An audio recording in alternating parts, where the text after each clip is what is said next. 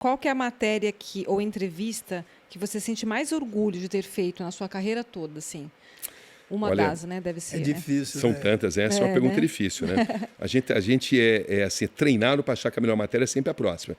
As matérias elas são marcantes por razões diferentes, né? Quando você localiza, por exemplo, um fugitivo da justiça com PC Farias, ou quando você faz essa matéria, por exemplo, denunciando a pedofilia na Igreja Católica, que você faz com que muitas pessoas ganhem e sejam reconhecidos os seus direitos mais elementares, você ganha o jogo. Uma matéria que marcou muito, por exemplo, foi quando a minha mãe morreu, eu decidi fazer uma matéria partindo da seguinte pergunta: o que muda na vida de um ser humano com a proximidade da finitude, com a proximidade da morte? E eu parti com essa pergunta, foi em um hospital de doentes terminais e fiz uma das matérias mais marcantes da minha vida, sendo que no começo eu achava que eu tinha que desistir dela, porque eu só encontrei seres humanos muito depressivos, muito deprimidos com a proximidade da morte. Até eu encontrar uma mulher absolutamente brilhante, chamada Rosa. Não há um único dia em que eu não pense nela, porque ela fazia dos últimos dias da vida dela, tinha câncer de útero, os melhores dias. Eu achava que eu iria consolá-la. Era ela quem me consolava. Ela enxergava, assim, seus últimos dias de uma maneira muito especial, de uma maneira feliz. Ela se reconciliou com todas as pessoas, tirou grandes lições e só espalhou sabedoria nas pessoas. E inclusive, o último capítulo do meu livro, né? Essa matéria se chamava Um Passo da Eternidade. Então, é uma matéria humana, onde, ao elaborar ela, eu fui desenvolvendo uma proximidade do ponto de vista pessoal, algo raro, porque eu procuro não ter isso, né? Eu procuro me afastar para manter a minha imparcialidade, mas nesse caso eu me permiti conhecê-la e me tornei um grande amigo dela, e essa sabedoria dela me influenciou nas minhas decisões, e eu sei que eu trouxe assim uma visão muito aperfeiçoada para milhões de pessoas que têm traumas com a finitude, o que é muito comum, porque essa mulher ela trazia grandes ensinamentos. Como também, por exemplo, a entrevista com o Fernandinho Beiramar, que é uma grande guerra mental, um cara que está sempre querendo te manipular, que você está sempre atento e usar pequenos sinais ali, foi realmente uma matéria muito marcante. As coberturas de grandes guerras, as coberturas de investigação sobre a banda podre da polícia foram muito marcantes pelos riscos que elas se impõem.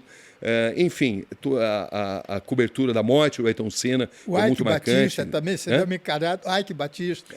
Ike Batista foi uma matéria muito marcante. Exatamente. Então, você tem que respeitá-lo e, ao mesmo tempo, se aprofundar nos questionamentos, né? Com um homem muito inteligente, que se você não tomar cuidado, ele toma conta da entrevista e você não vai fazer perguntas importantes. Você não está ali para ser mais importante que o entrevistado, mas você está ali para trazer do entrevistado o melhor que ele pode te oferecer. Você não está fazendo uma competição com o entrevistado, você está fazendo um serviço para os telespectadores. E o serviço para os telespectadores é trazer o entrevistado, no caso de uma matéria investigativa, o melhor que essas pessoas têm a oferecer em forma de questionamentos que muitas vezes podem representar abusos, podem representar distorções, podem representar ilegalidades, enfim. E no caso do Ike Batista tinha muitos aspectos Eu acho até uma peculiaridade da sua profissão, até da forma como você apresenta, porque você não precisa de um personagem, você vai até uma boca de tráfico, faz aquela sua entrevista e entrevista o Ike Batista, que é uma pessoa conhecida, né? Então, acho que isso torna explosão, né? É uma coisa que você consegue passar para as pessoas, né? Tudo isso, independente da persona, né? Isso é muito legal, né, Cabrini? Você conseguir dimensionar, né, numa entrevista que, às vezes, as pessoas ninguém nunca viu, né, aquelas pessoas lá. Porque um dia eu assisti uma entrevista sua de você indo visitar mulheres da vida. Então, aquilo ali também eu assisti, me chamou a atenção, assim como uma outra reportagem de uma pessoa conhecida. Então, acho que isso torna diferente o seu jornalismo. Renato, você falou muito bem. Você não pode jamais perder a sintonia com a sociedade. Você está ali representando a sociedade. O que a Dona Maria, né, a gente no jornalismo fala muito, usa essa expressão, o que a Dona Maria gostaria de dizer. Dona Maria simboliza o cidadão comum, né? Então, você não está representando os seus interesses. Você não está representando a sua família. Você está representando a população que está ali te assistindo. Então, você precisa fazer perguntas sobre esse ponto de vista. E para você fazer grandes trabalhos, você precisa sempre ter em vista que a sua principal obrigação é a de promover justiça social por meio de boas matérias, que tragam que tragam questionamentos importantes que possibilitem a chance da sociedade evoluir. Isso não é simples. Isso você leva uma vida inteira, né? Demanda humildade, acima de tudo, né? Eu costumo dizer que jornalismo é, antes de tudo, o exercício da humildade, né? Como dizia o Sócrates e o Platão escreveu, né?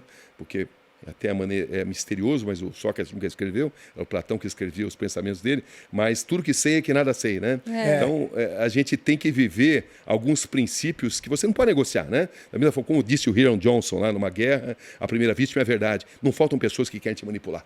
Querem, né, fazer com que você faça uma matéria totalmente distorcida, puxando a brasa para a sardinha desse entrevistado. E você precisa evitar isso daí. Não é simples. Esta exatamente a sua grande missão, de fazer matérias sabendo que as pessoas vão querer te usar, o que é normal, é compreensível, e as pessoas têm o direito de passar as mensagens que elas queiram passar, mas você não pode perder de vista que você está ali representando a sociedade. E sociedade é um órgão que é representado pela direita, pela esquerda, pelo centro, por pessoas intelectualizadas e por pessoas muito humildes, por pessoas ignorantes. Você tem que representar a todos e não apenas setores, não apenas recortes de uma sociedade.